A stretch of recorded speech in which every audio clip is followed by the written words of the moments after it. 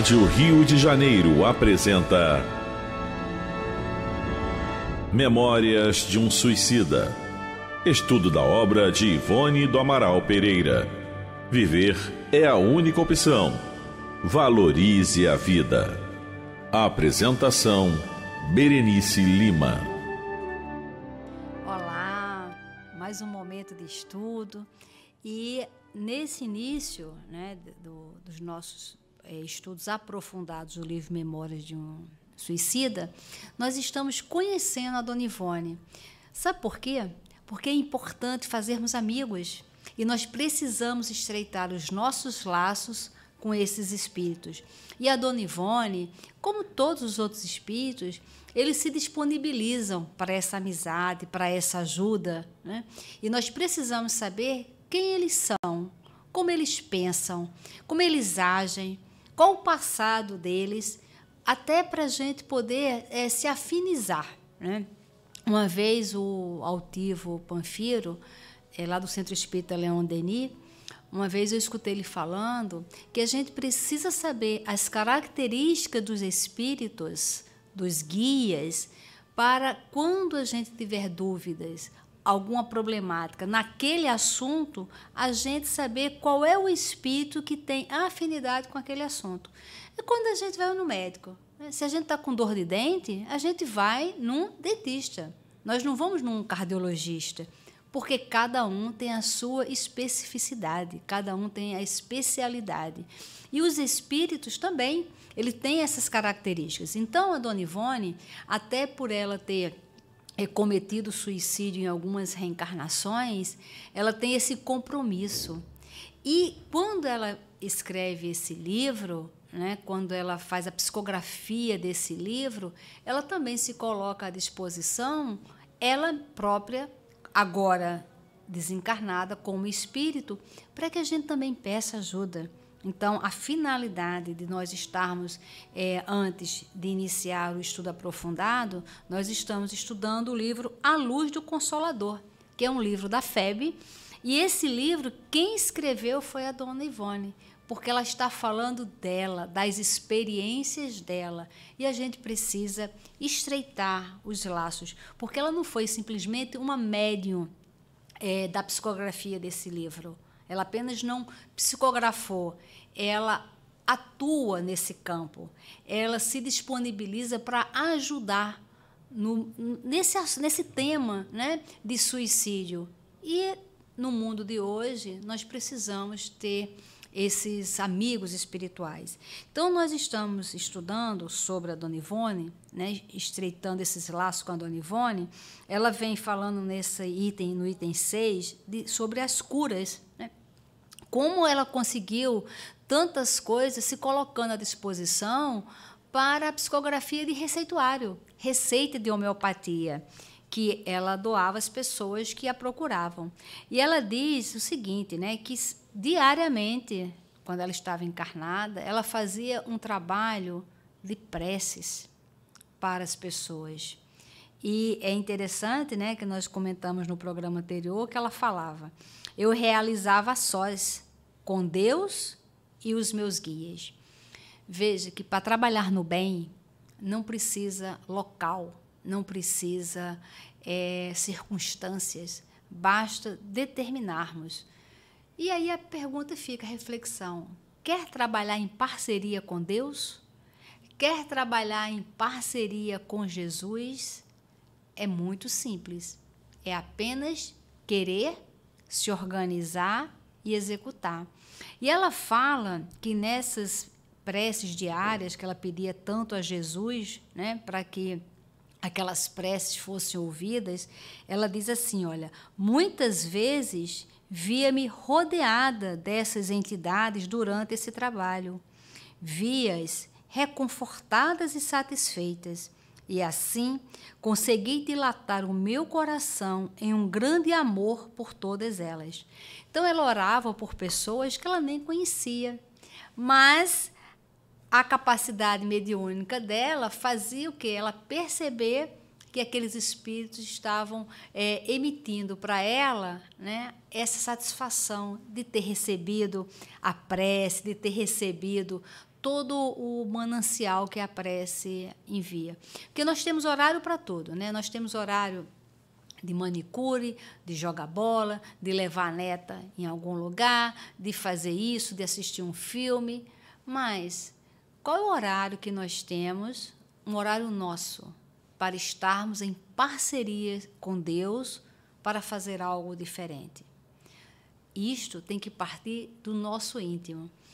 Lá no abrigo, né, que eu administro, ontem teve um caso assim, muito interessante, sabe? Um rapaz que nós tentamos ajudar, mas ele tem envolvimento com o alcoolismo, né? Ele é um alcoólatra. E nós não temos suporte para lidar no dia a dia com pessoas assim. Não temos, né?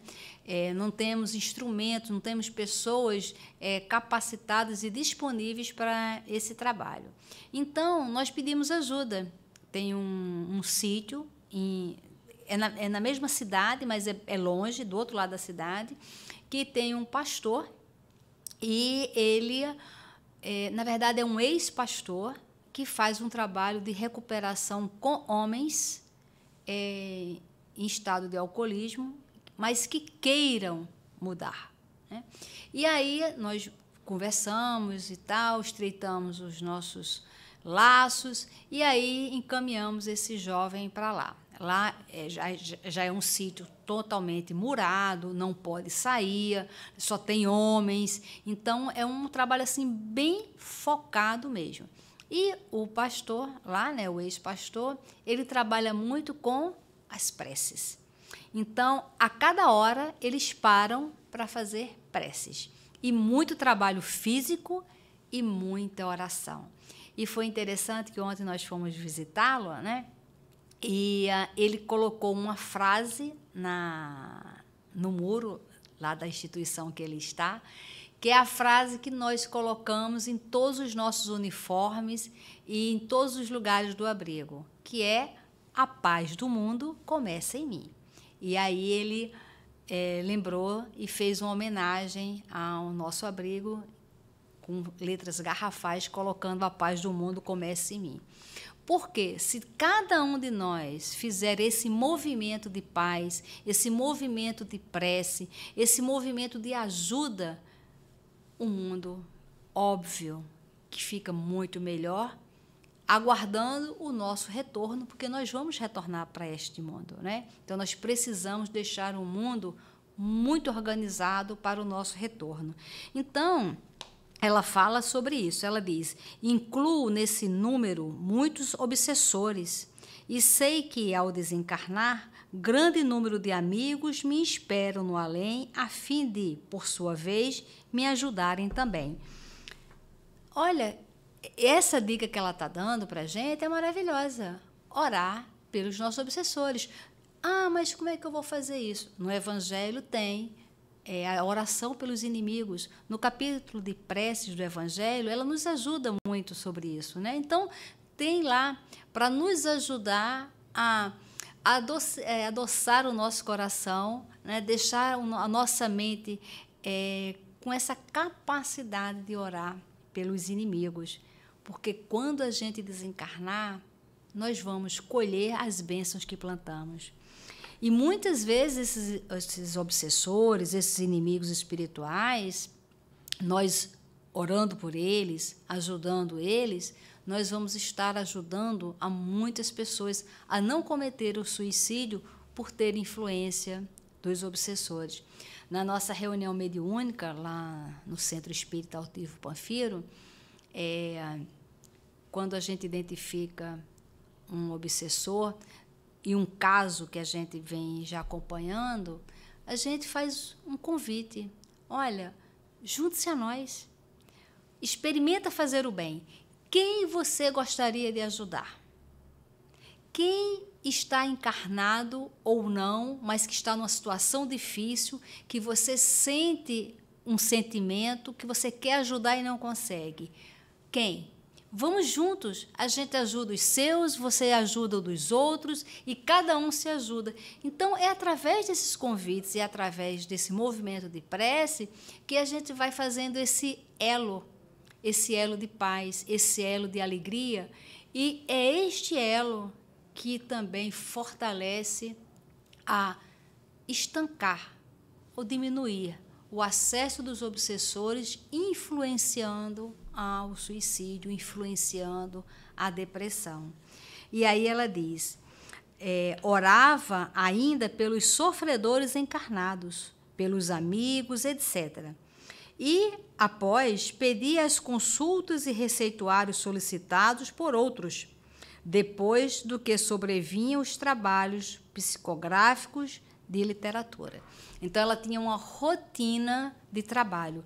Esse livro, Memórias de um Suicida, ele teve toda uma rotina de trabalho, de preces antes, de orar pelos obsessores, de pedir pelos doentes, dela se deixar, né, ficar disponível para receber as receitas de homeopatia para distribuir para as pessoas.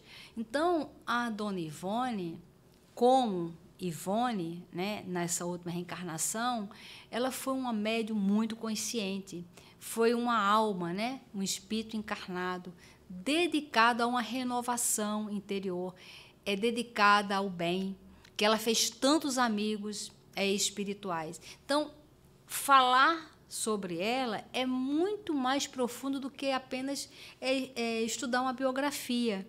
É para que a gente saiba sobre ela, para que a gente, cada dia mais, a gente fique com esse laço assim estreito, né, de amizade por ela. E ela diz o seguinte: e isso eu fazia desde o ano de 1926, nos centros, e preferentemente sozinha em minha residência até de madrugada. É uma situação muito interessante, porque ela não era médium só enquanto estava no centro espírita, só no dia do trabalho mediúnico. Na casa dela, ela continuava em prece.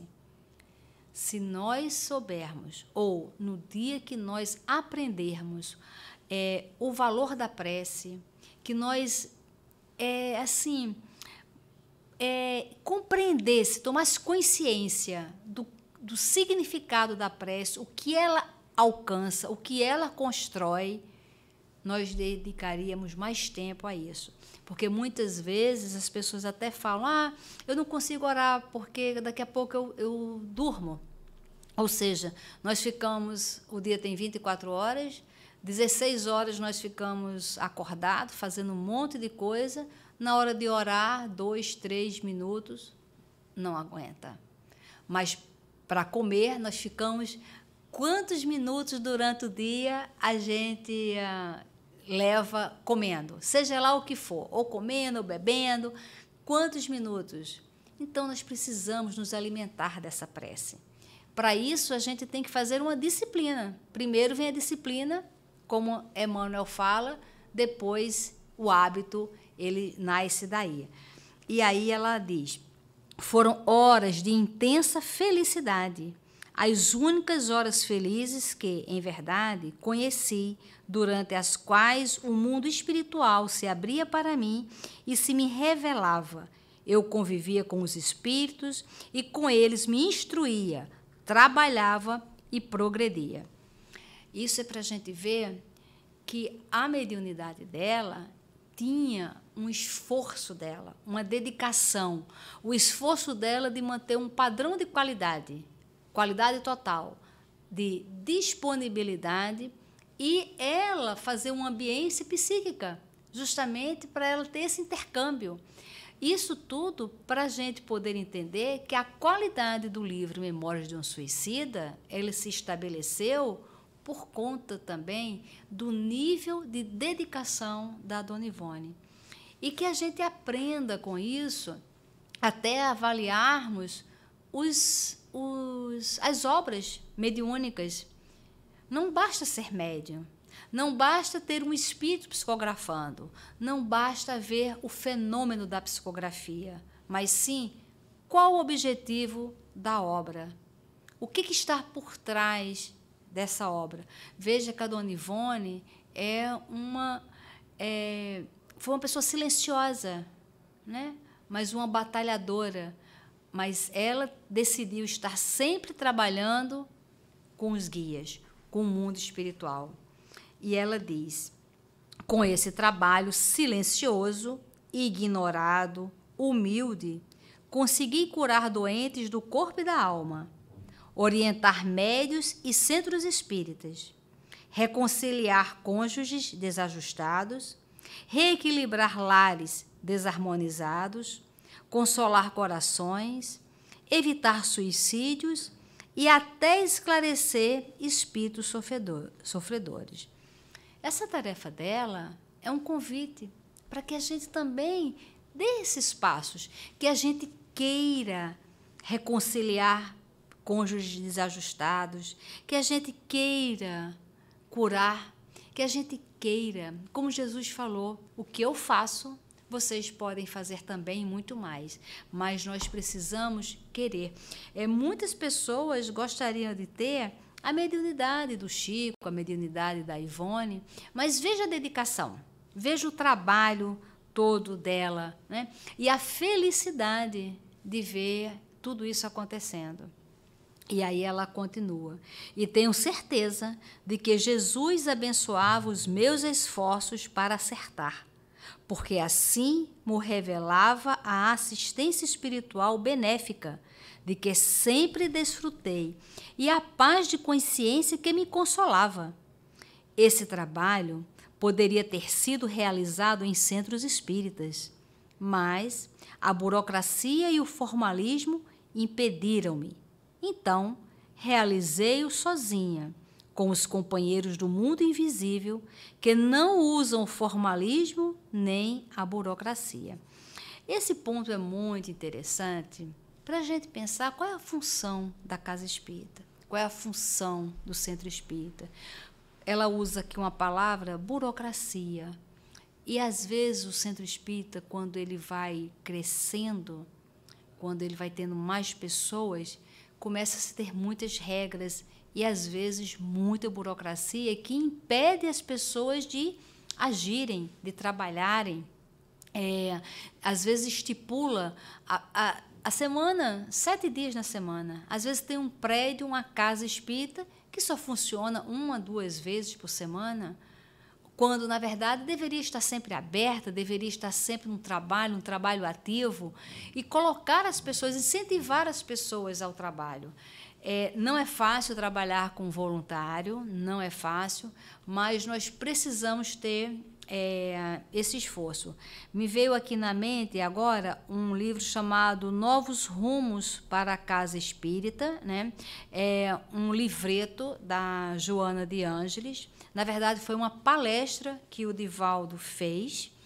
No meio dessa palestra, ela teve um significado tão profundo que depois ela foi escrita e virou um livretozinho chamado Novos Rumos para a Casa Espírita, onde a Joana de Ângeles propõe espiritizar, qualificar e humanizar todas as pessoas que participam da casa espírita.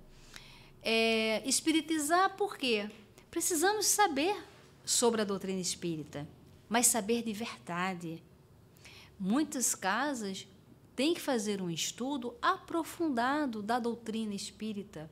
Qual é o propósito da casa espírita? Qual é a finalidade de uma casa espírita, né? Precisamos identificar os trabalhadores, os parceiros. Precisamos identificar as pessoas que estão ali também, que querem prejudicar. Precisamos ter essa noção. Agora, espiritizar é todos saberem qual é a função de uma casa espírita. Humanizar, precisamos ter essa humanidade, porque essa humanização vai facilitar a não acontecer essa coisa burocrática que impede o desenvolvimento de uma casa espírita. E qualificar, fazer as coisas com qualidade. Eu super recomendo Novos Rumos ou é para a casa espírita ou é para o centro espírita, onde a proposta é uma proposta triangular da Joana de Ângeles, que essa proposta foi para o centro lá da Mansão do Caminho, mas foi tão interessante que importante para todos nós, né? Que é essa proposta triangular de qualificar, espiritizar e humanizar a casa espírita para sair desse formalismo e dessa burocracia que impede atendimentos, que impedem pessoas trabalharem, médiuns trabalharem, e aí muitas vezes usando artifícios burocráticos, institucionais, como se fosse uma instituição qualquer. A Casa Espírita não é uma instituição qualquer, ela é uma instituição espírita. Então, ela tem que ter essa finalidade, né? Isso é uma dica muito importante que a dona Ivone passa aqui para a gente. E ela diz: meu trabalho foi sempre diário, qualquer que fosse, e nunca me decepcionei, sentia-me sempre preparada para exercê-lo. Trabalhador espírita, o trabalho é diário. Não dá para ser diferente, não dá para ser médio uma vez por semana. Não tem como. Não dá para fazer atendimento fraterno só na hora que está ali estipulado para a Casa Espírita. Casa Espírita tem que ter mais movimento. Tem uma Casa Espírita que eu visitei em Juiz de Fora, muito interessante. Lá eles têm como se fosse o CVV, né? Por telefone, que funciona 24 horas. E quando eu fui lá, já tem acho que uns 10 anos que eu fui lá. Naquela época, eles já tinham atendido quase 10 mil pessoas, que eles vão fazendo o registro das pessoas que ligam, pessoas do exterior, né? Agora, então, com essas mídias, deve ter muito mais atendimento. E eles fazem uma escala que trabalha 24 horas. Um atendimento por telefone dentro do centro espírita. E aí tem toda a programação, quando uma pessoa liga, o procedimento da leitura do trecho do Evangelho com a pessoa, fazer um atendimento, conversar, consolar. Precisamos consolar, dar esperança e consolação. Esse é o grande objetivo nosso, né? De estudar a doutrina espírita para que a gente direcione ao consolo. No próximo programa, nós vamos iniciar contando um caso que agora não vai dar tempo, do céu e inferno, que é justamente a falta dessa esperança e desse consolo que muitas vezes levam a gente a cometer o suicídio, né? Então, acompanhe, porque no próximo programa eu vou já iniciar porque só temos 2 minutos e não vai dar. Então, no próximo programa eu vou iniciar contando o caso do livro Céu e Inferno. Mas, como ela diz aqui, que esse trabalho foi sempre o quê? Diário. Era um trabalho que ela não media esforços, ela não parava e ela se dedicava. Então, nós do Centro Espírita, nós precisamos fazer uma organização que a casa também não pare, que ela fique aberta, ou presencialmente, ou via telefone, mas que estejamos sempre abertos para o quê? Levar esperança e consolação. Esse nosso programa, Memórias de um Suicida, eu poderia ter gravado na minha casa, né? Gravada lá pelas mídias e enviado para a rádio. Mas eu faço questão de ser gravado na rádio. Por quê? Porque tem uma equipe espiritual aqui na rádio. Tem espíritos aqui da equipe específicos para receber os pensamentos, para acolher, para dar esperança, consolação, né? Que esse material saindo daqui, quantas casas, quantas pessoas terão acesso e quantas pessoas poderão fazer súplicas? E a rádio tem toda uma equipe espiritual. A rádio, gente, é um remédio para a nossa alma. Nós precisamos cuidar da rádio, porque as ondas do rádio se espalham em todos os lugares. Todos os espíritos em sofrimento estão ouvindo e vão saber onde pedir ajuda. Então, fique conosco até o próximo programa. Muita paz. A Rádio Rio de Janeiro apresentou Memórias de um Suicida, estudo da obra de Ivone do Amaral Pereira. Viver é a única opção. Valorize a vida.